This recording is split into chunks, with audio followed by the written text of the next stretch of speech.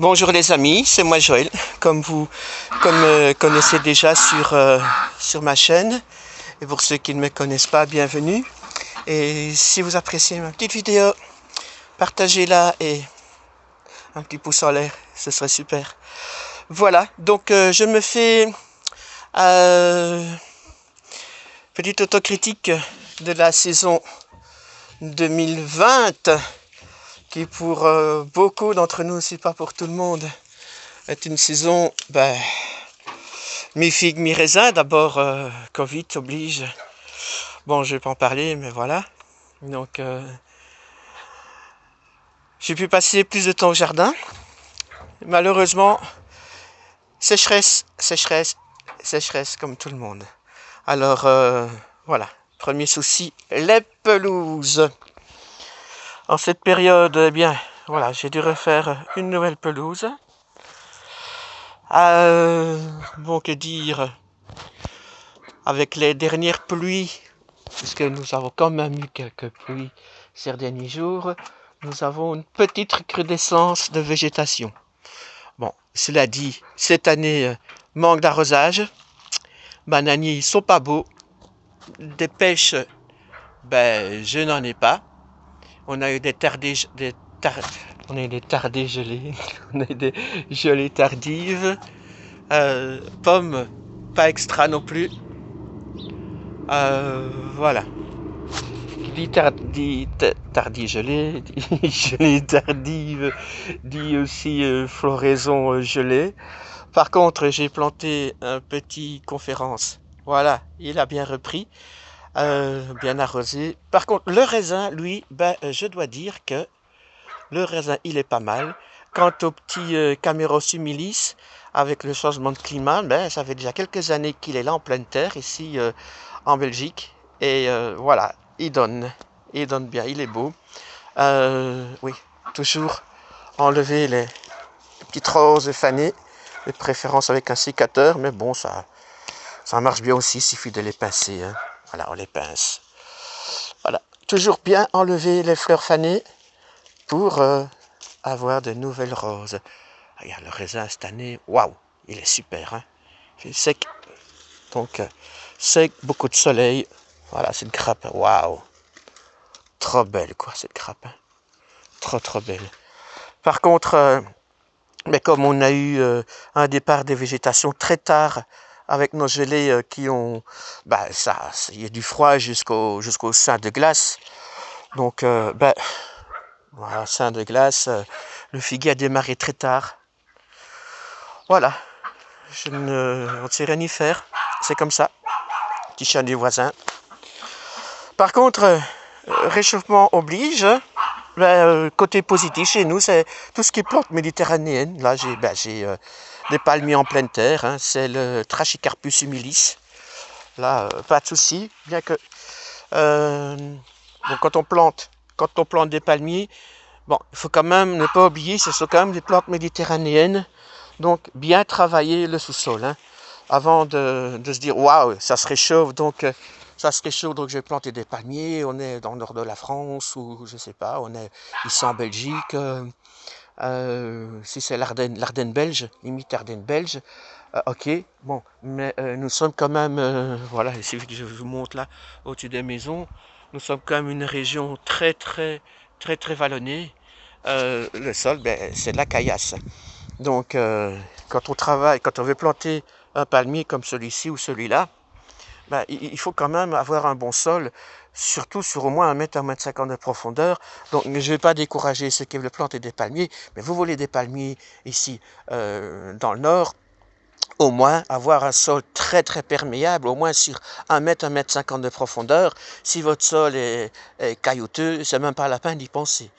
Il faut vraiment travailler le sol en profondeur, mettre des billes d'argex ou des pierres mélangées avec de l'eau sur une certaine profondeur, mais des pierres mélangées avec de l'eau, des pierres mélangées avec du sable. Il faut absolument que le sol soit drainé. Ici, ce n'est pas un problème parce que mon sol est très en terrasse, donc c'est un terrain que j'ai fait il y a quelques années. Ce terrain est en terrasse, donc il était sérieusement travaillé en profondeur Et là, ce qui me permet d'avoir vraiment un côté méditerranéen de mon jardin, puisque la nature du sol le permet.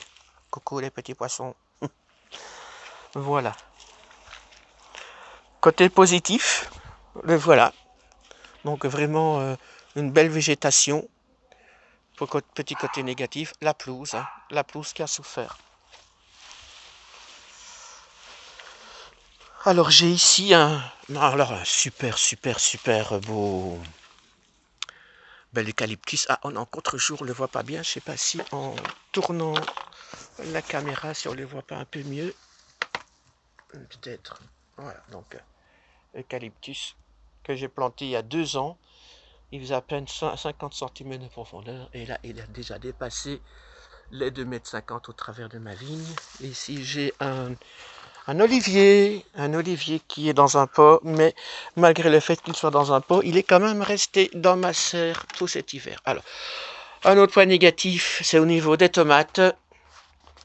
L'année prochaine, je vais quand même sélectionner des tomates qui résistent quand même mieux à la sécheresse.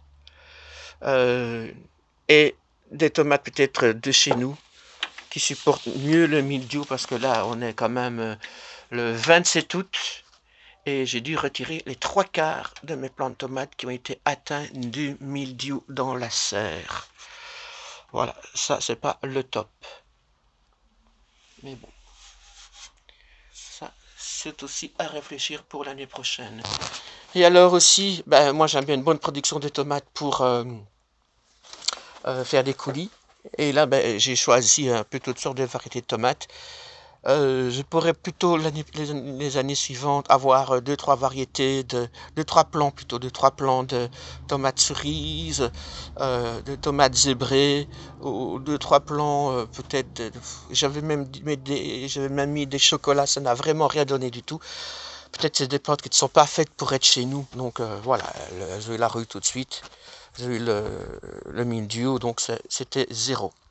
Donc plutôt privilégier des plantes de chez nous. Et alors, les variétés qui ne sont pas hybrides, celles qui sont vraiment les plus belles, je vais les garder pour avoir les graines, les semis des années suivantes. Chaque fois renouveler les semis de mes plants de tomates qui ont le mieux résisté au mildiou, qui m'ont donné de bons résultats à cause du manque d'eau. Donc ça, c'est vraiment super important. Je suis en train de sélectionner les meilleures variétés, puisqu'elles ont mûri sous notre climat, dans mes jardins, dans mes sols.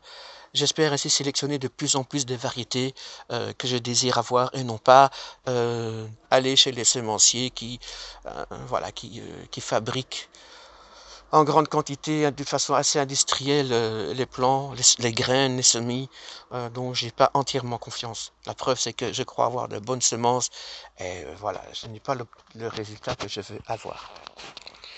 Donc voilà un petit souci que j'ai rencontré cette année, c'est au sujet de la sélection des variétés de tomates.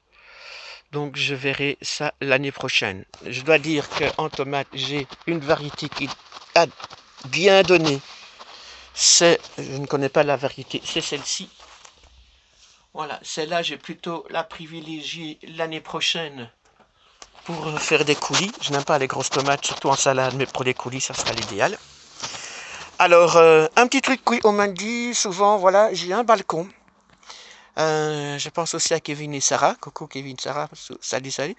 Voilà, j'ai un balcon ou j'ai une terrasse, je n'ai pas une bonne terre, qu'est-ce que je peux faire? Alors là, faut faire des bacs. Je connais des gens qui ont pris des cuves de 1000 litres avec une espèce d'infrastructure en fer tout autour qu'ils ont coupé pour faire des jardins, faire des cultures dedans. Il y en a qui font des bacs avec des planches en bois, bien les imperméabiliser avec un produit végétal, naturel. Peut-être aussi mettre une bâche, même, bon, plastique, oui, mais des fois il faut y passer.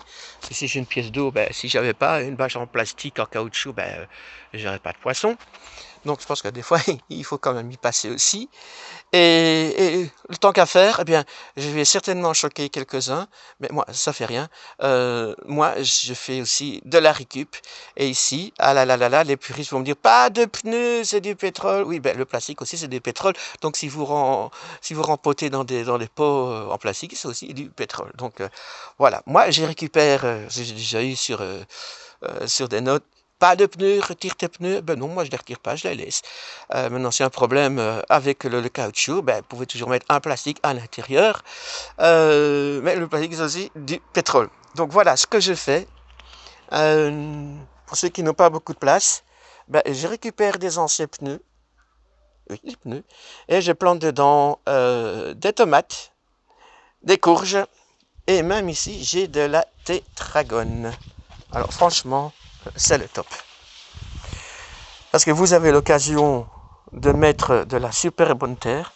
Ben ici, je ne vais pas vous cacher, ce sont des toilettes sèches de 1 an, 2 ans, 3 ans que je retourne régulièrement avec des déchets que je composte.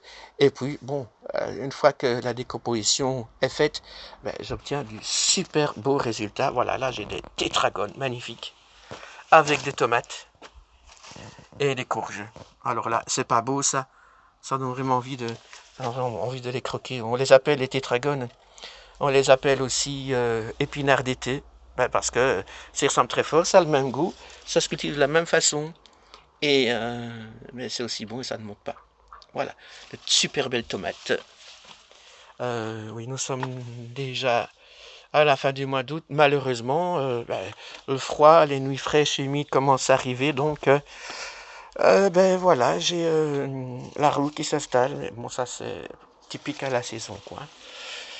En plus, le petit souci, c'est que comme les seins de glace sont arrivés très tard cette année, donc je n'ai pas pu planter les tomates avant fin mai, voire même début juin. Donc je suis fort en retard cette année sur les plantations extérieures. Ben voilà, ce sont les aléas de la nature, on ne sait rien faire autrement. Voilà, j'espère que cette petite vidéo vous a plu. Je vous souhaite de bonnes réussites pour votre jardin l'année prochaine. Et aussi, ben voilà, tenir compte de vos erreurs, c'est ce que je fais, tenir compte également des réussites. Et bon jardinage. Ciao, ciao.